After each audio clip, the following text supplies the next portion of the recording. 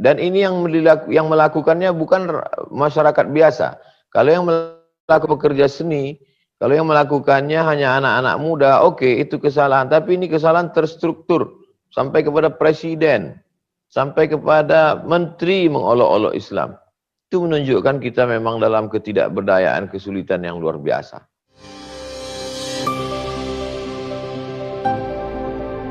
Allah khair Ustaz.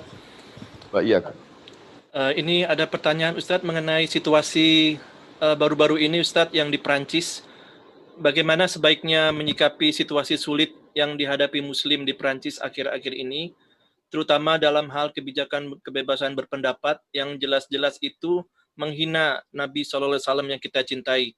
Apakah dibenarkan adanya orang-orang Muslim yang melakukan kekerasan karena kecintaan mereka kepada Nabi SAW?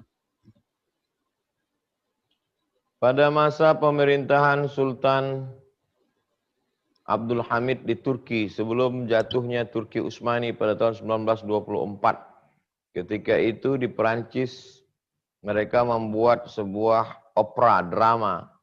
Di situ ditampilkanlah sosok yang lucu untuk mengolok, mengejek Nabi Muhammad SAW. Lalu drama itu mereka pertontonkan di Paris. Berita itu sampai kepada Sultan Abdul Hamid yang gagah dan perkasa dengan kekuatan bala tentaranya. Maka dia kirim pesan kepada penguasa Prancis supaya opera itu ditutup. Kalau tidak ditutup, maka tanggung sendiri apa yang akan terjadi. Maka saat itu juga opera itu ditutup. Itu terjadi hampir 100 tahun yang lalu. Artinya apa? Kita akan disegani orang kalau kita punya kekuatan. Dari mulai kasus 11 September, berlanjut dengan karikatur Denmark, berlanjut dengan penyobekan pembakaran Al-Quran, dilanjutkan lagi dengan, dan yang melakukan ini pembunuhan saudara kita, dilanjutkan lagi, dan ini yang melakukannya bukan masyarakat biasa. Kalau yang melakukan pekerja seni, kalau yang melakukannya hanya anak-anak muda, oke, itu kesalahan. Tapi ini kesalahan terstruktur sampai kepada presiden, sampai kepada menteri mengolok-olok Islam. Itu menunjukkan kita memang dalam ketidakberdayaan, kesulitan yang luar biasa. Nah, ini sesungguhnya menyadarkan umat Islam. Jangan lupa, Islam itu dulu ketika berada di Afghanistan, ketika datang serangan dari Uni Soviet, semua kekuatan umat Islam bersatu. Dari mulai Hekmatyar sampai Burhanuddin Rabbani, sampai Taliban, dengan berbagai macam aliran organisasi bersatu. Umat Islam akan bersatu kalau ada musuh bersama. Semua ormas-ormas, semua mazhab-mazhab di Indonesia, kalau sudah menghadapi musuh bersama, di situ dia akan bersatu. Oleh sebab itu kita perlu juga melihat bagaimana skenario Allah menyatukan umat ini, bahwa ini adalah cara bagaimana supaya umat Islam ini bersatu, melepaskan dari masalah yang remeh-temeh, masalah kecil khilafiyah-khilafiyah, bahwa musuh besar kita bersama adalah kejahatan terstruktur untuk membusukkan umat Islam, untuk mengejek, mengolok umat Islam. Nah, setelah kita tahu bagaimana respon umat Islam. Respon umat Islam terbagi 3 secara umum. Yang pertama yang amat sangat militan, sampai rela mengorbankan nyawanya seperti yang dilakukan salah seorang muslim.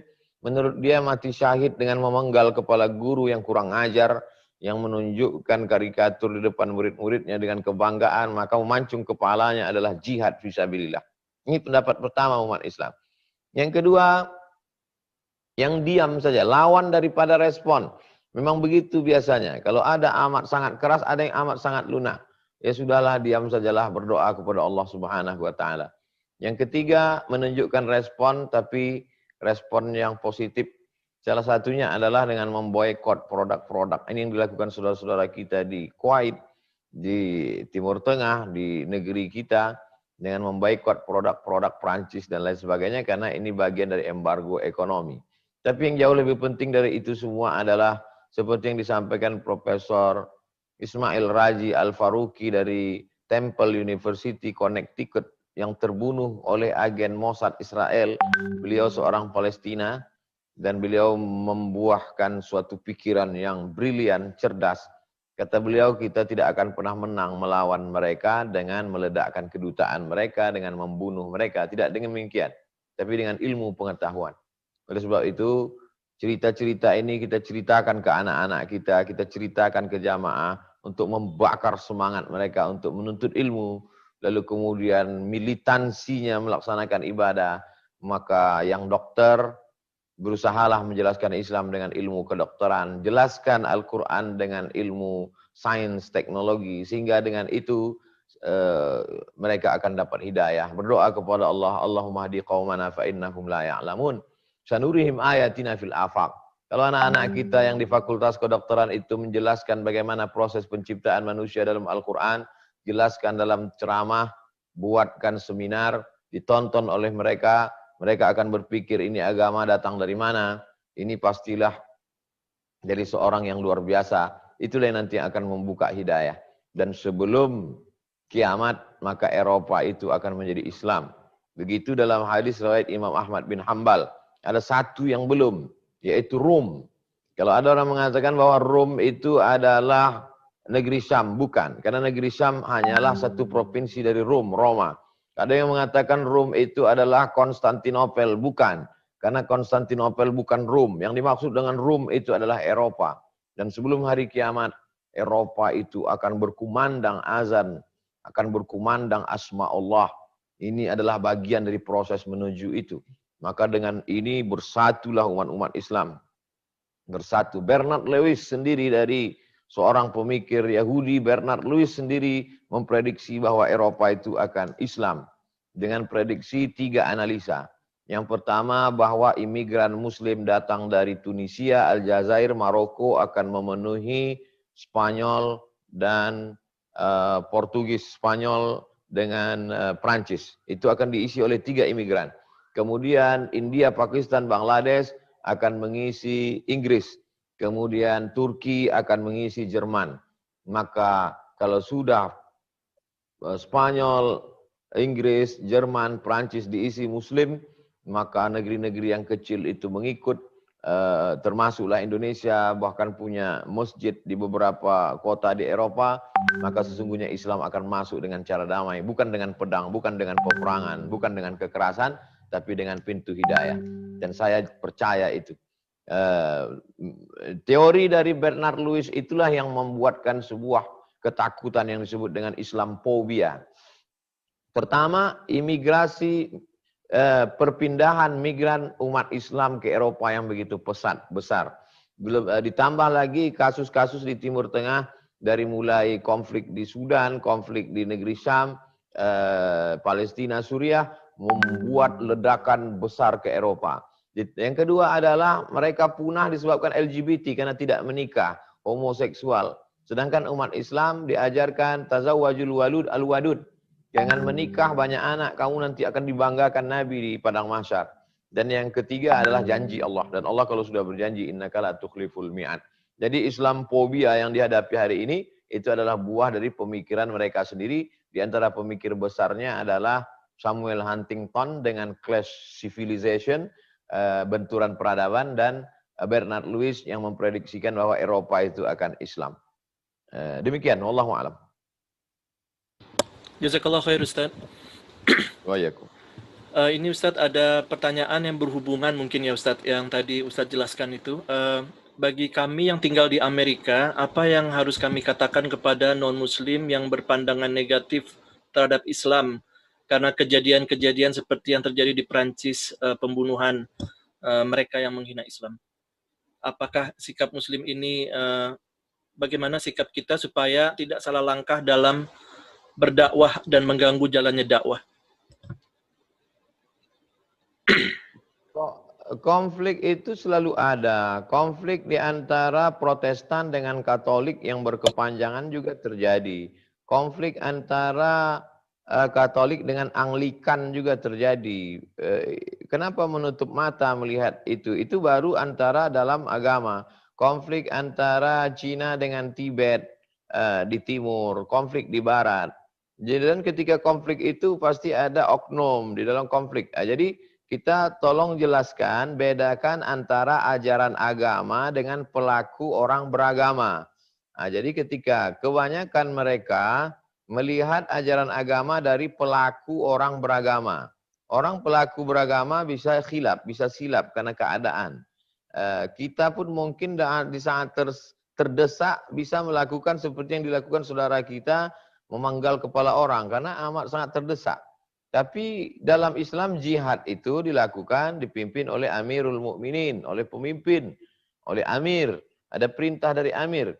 Oleh sebab itu maka pertama jelaskan bahwa konflik bisa terjadi pada kelompok manapun, agama manapun, dan itu terjadi. Yang kedua, tolong bedakan antara ajaran agama dengan pelaku umat beragama. Yang ketiga, ghayatun nas, ridhon nas ghayatun la tudrak. Kita tidak bisa meyakinkan orang lain. Kalau kita merasa bahwa kita bisa meyakinkan orang lain, kita akan stres. Kita hanya menyampaikan. Innama anta munzir, sampaikan, jelaskan menurut kemampuan kita. Lasta alaihim bimusaitir. Dan referensi-referensi yang ditulis oleh orang barat sendiri itu amat sangat menolong. Sebagaimana orientalis itu secara umum terbagi 3. Yang pertama orientalis yang amat sangat memusuhi Islam. Yang kedua orientalis yang simpati pada Islam tapi tidak masuk Islam. Yang ketiga orientalis yang masuk Islam. Oleh sebab itu 2 itu sebenarnya berpihak kepada Islam. Karena yang musuh itu cuma 1. Maka karya-karya dari 2 kelompok ini itu tanpa kita harus sulit menjelaskan. Philip Kahiti menulis tentang kelembutan Nabi, walaupun dia tidak masuk Islam, tentang Nabi Muhammad SAW. Lalu kemudian yang ditulis oleh Michael H. Hart, 100 most influential person in history. Lalu kemudian Karen Armstrong, penulis History of God, dia juga menulis bagaimana kelembutan Islam ketika membebaskan Palestina. Dia bandingkan dulu bagaimana Palestina dibebaskan dengan berdarah-darah sampai kuda berenang. Tapi ketika Islam datang dengan damai. Padahal mereka tidak Islam. Oleh sebab itu mampu membantu. Saya kira lembaga-lembaga di Muslim minoritas perlu menerbitkan lagi buku-buku itu, karena kalau kita yang menjelaskan sulit orang percaya, tapi kalau mereka sendiri dari kalangan mereka, maka itu membantu. Demikian. Wallahu a'lam. Jazakallah khair Ustaz. Ini kita balik lagi nih Ustaz ke topik lagi Ustaz. Bagaimana menghindari hati ini dari suuzon kepada Allah karena khawatir akan doa kita tidak dikabulkan dengan adanya dosa-dosa yang mungkin tidak kita sadari, atau perasaan khauf, cemas dan roja, harapan. Bagaimana menimbanginya Ustaz? Ada namanya maqam, jamak dari maqam, maqaman. Maqam itu adalah stasiun-stasiun mencapai Allah SWT.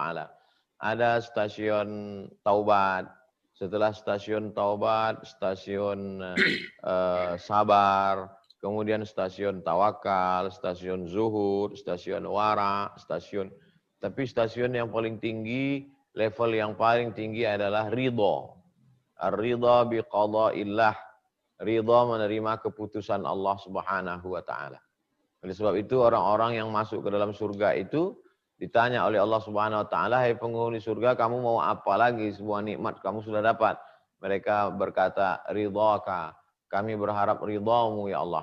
Itulah maka kita selalu minta, Allahumma inna nas'aluka ridhaka wal jannah. Arti ridha adalah qabul qada'illah bi ghairi taraddud. Menerima keputusan Allah tanpa ada bimbang dan ragu. Sebagaimana Nabi Ayub menerima keputusan Allah, sebagaimana Nabi Musa menerima keputusan Allah, sebagaimana Nabi Isa menerima keputusan Allah tanpa ada bimbang dan ragu. Nah, tentu itu semua berdasarkan 2. Apa yang membuat kita tidak bimbang dan ragu? Yang pertama ilmu, yang kedua amal. Kalau dalam hati kita ada berkata-kata, maka cepat-cepat kita beristighfar. Kenapa aku begini? Kenapa saya yang begini? Kenapa? Langsung hilangkan itu dengan istighfar. Astaghfirullahaladzim, astaghfirullahaladzim, astaghfirullahaladzim. Allahumma sholli ala sayyidina Muhammad. Baca Quran dan lain sebagainya. Perbanyak ilmu tauhid. akidah tentang Allah Subhanahu wa taala, bahwa Allah tidak akan mungkin membebani kita lebih dari kemampuan kita, bahwa Allah Maha tahu, Dia menciptakan kita, Dia menghidupkan kita, Dia mematikan kita. Pertama ilmu, yang kedua adalah amal. Kadang ilmu ini hanya sampai ke otak saja, tapi amal dia sampai ke hati, Allah sendiri yang akan menolong.